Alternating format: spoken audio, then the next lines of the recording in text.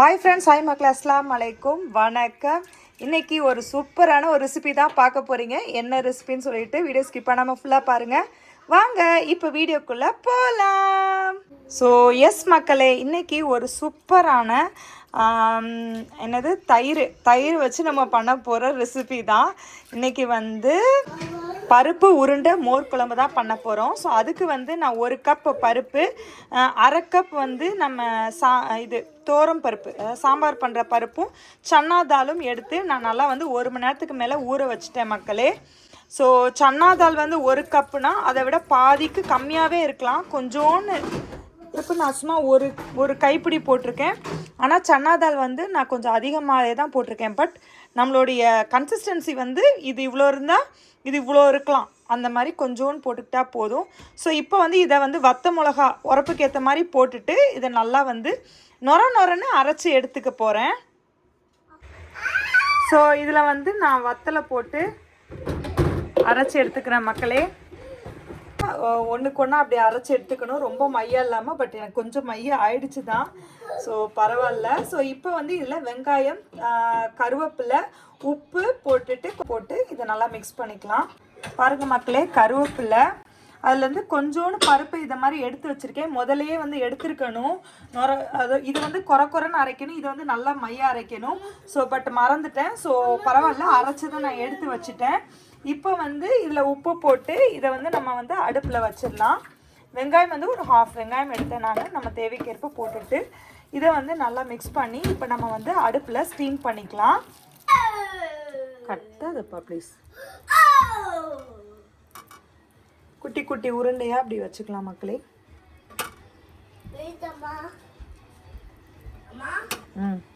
அந்த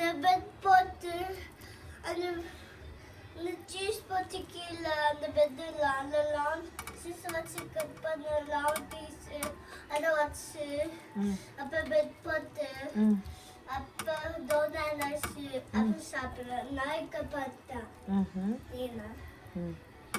எப்போ பண்ணீங்க? முதல்ல இதில் மையா தான் அரைச்சாச்சு. ஸோ அதனால நான் 2 பச்சை மிளகா, என்கிட்ட ஃப்ரெஷ் தேங்காய் இல்லை. பட் நீங்கள் ஃப்ரெஷ் தேங்காய் இருந்தால் ஃப்ரெஷ் தேங்காய் போட்டுக்கோங்க. நான் வந்து இன்னைக்கு இந்த ஃபைன் ஸ்ட்ரெட்டட் இங்கே கிடைக்கும், அதுதான் நான் இந்த அளவுக்கு எடுத்துக்கிறேன். நீங்கள் வந்து ஃப்ரெஷ் தேங்காவே எடுத்துக்கலாம். அதுக்கப்புறம் இதில் வந்து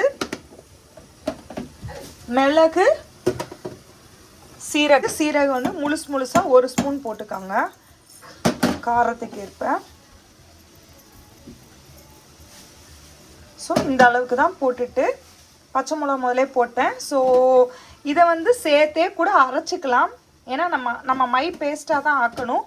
இது வந்து நம்ம அந்த மோர் குழம்புக்கு பண்ணுற மசாலா தான் இது. ஸோ இங்கே ஸ்டீம் ஆகிட்டுருக்கு ஒரு பக்கம். இதை நம்ம மை பேஸ்ட்டாக அரைச்சி எடுத்துக்கலாமா? பாருங்கள் மக்களே, நல்லா மை பேஸ்ட்டாக அரைச்சிட்டு வந்துட்டேன். இங்கே பாருங்கள், இந்த மாதிரி ஒரு நல்ல மை பேஸ்ட் அரைச்சாச்சு. பருப்பு, தேங்காய், மிளகு, சீரகம், பச்சை மிளகா மக்களே, அவ்வளோதான். இங்கே பாருங்கள், இது இன்னும் கொஞ்சம் இருக்குது. இங்கே ஸ்டீம் ஆகிட்டு ஆல்மோஸ்ட்டு. இப்போ வந்து நம்ம மோர் குழம்புக்கு இது மிக்ஸ் பண்ணணும். பாருங்க, நான் வந்து என்கிட்ட இன்னைக்கு கொஞ்சம் தயிர் கம்மி தான், தயிர் 250 கிராம் தயிர் எடுத்திருக்கேன். ஸோ இதில் வந்து தண்ணியில் மிக்ஸ் பண்ணி இதையும் போட்டு நம்ம வந்து திக்காக்கிக்கலாம்.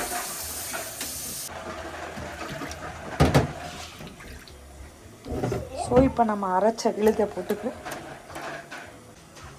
பாருங்கள், இதில் வந்து நம்ம மிக்சியை அரைச்ச தண்ணியெல்லாம் ஊற்றிக்கிட்டேன். இதில் நம்ம இப்போ மஞ்சப்பொடி, அதுக்கப்புறம் உப்பு, அவ்வளோதான் மக்களே, வேறு எதுவுமே போட தேவையில்லை. ஒரு 1/2 ஸ்பூன் மஞ்சப்பொடி, அதுக்கப்புறம் உருண்டை குழம்புக்கு ஏற்ற உப்பு,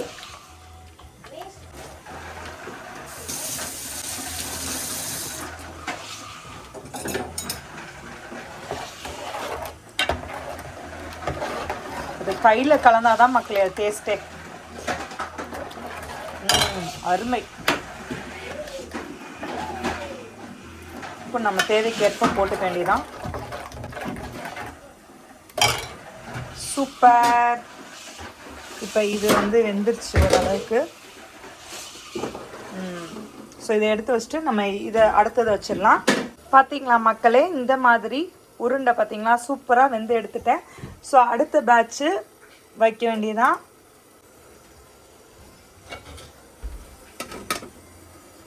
எல்லாமே வந்து வேக வச்சு எடுத்தாச்சு. நல்லா நம்ம மிக்ஸ் பண்ணி வச்சிருக்கிற இதை வந்து இப்போ அடுப்பை ஆன் பண்ணிட்டு ஒரு தவால உப்பு எல்லாம் போட்டோம்னா நம்ம சூப்பராக மிக்ஸ் பண்ணிட்டோம். இந்த தவால இதை நம்ம ஊற்றிக்கலாம். இப்படி கொஞ்சம் தண்ணி மிக்ஸ் பண்ணிக்கலாம். நல்லா திக்கா இருக்கு.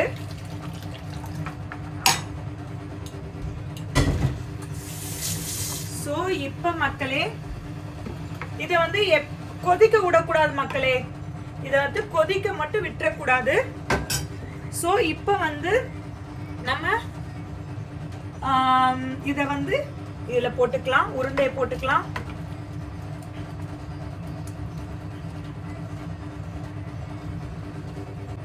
வேக வச்சிருக்க உருண்டையை போட்டுட்டு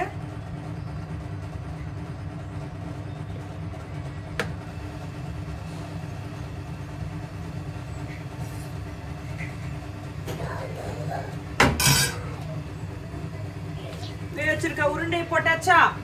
உருண்டை போட்டுட்டு கொதிக்க மட்டும் விட்டுறக்கூடாது மக்களே. அப்படியே நுர தெரிஞ்சு வரும்போது நம்ம வந்து அடுப்பு அமர்த்திடணும். ஸோ நம்ம அதுக்குள்ள இந்த பக்கம் அடுப்புல தாளிச்சிடலாம்.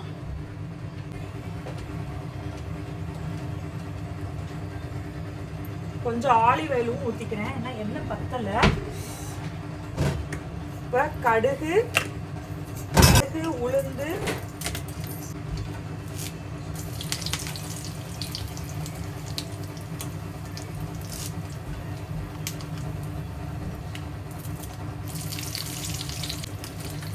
ஒரு 3 வத்தல் போட்டிருக்கேன் மக்களே.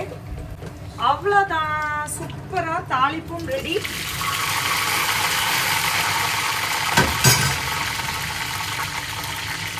பாருங்க, இந்த மாதிரி நுர தட்டி வரும்போதே இப்போ நம்ம தாளிப்பால ஊற்றி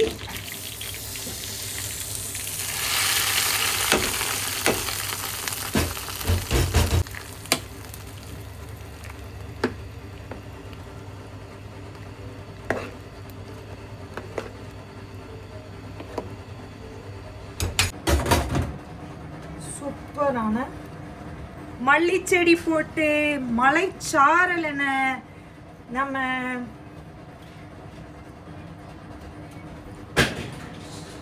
அடுப்பு அமர்த்திட்டேன் மக்களே. அவ்வளவுதான் மக்களே, சூப்பரா ரெடி ஆயிடுச்சு. என்ன போட்டிருக்கேன்?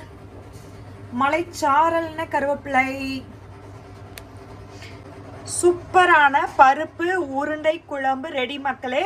கண்டிப்பாக நீங்களும் இந்த மாதிரி ட்ரை பண்ணி பார்த்துட்டு உங்களுடைய வேல்யூபிள் கமெண்ட்ஸை கமெண்ட்டில் சொல்லுங்கள். அவ்வளோதான், கண்டிப்பாக இந்த வீடியோ ஃபுல்லாக பார்த்துருப்பீங்க. உங்களுக்கு பிடிச்சிருக்கும் நம்புகிறேன். பிடிச்சிருந்தா மறக்காமல் லைக் பண்ணிக்கோங்க. உங்கள் ஃப்ரெண்ட்ஸ், ஃபேமிலிஸ் அண்ட் ரிலேட்டிவ்ஸ் எல்லாத்துக்குமே நம்ம வீடியோஸை ஷேர் பண்ணுங்கள். இப்போ தான் நம்ம வீடியோ ஃபஸ்ட் டைம் பார்க்குறீங்கன்னா மறக்காமல் தஸ்னீம் வ்ளாக்ஸ் என் சேனலை சப்ஸ்கிரைப் பண்ணி வச்சுட்டு பாருங்கள். பெல் பட்டனையும் அப்படியே டச் பண்ணி வச்சுக்கோங்க. அப்போ தான் நம்ம எப்போ வீடியோஸ் போட்டாலும் கரெக்டாக நோட்டிஃபிகேஷன் வரும். நெக்ஸ்ட் இந்த மாதிரி சூப்பரான ஒரு இன்ட்ரெஸ்டிங்கான வீடியோஸில் பார்க்கலாம். அது வரைக்கும் பை ஃப்ரம் தஸ்னி. என் கிச்சனோட நிலைமையை பாருங்கள் மக்களே. கீழே மாவாட்டிட்டு இருக்கேன். இந்த பாத்திரத்தெல்லாம் விளக்கி முடிக்கணும். இதான் மக்களே இன்னைக்கு என்னுடைய டியூட்டி. பாய்.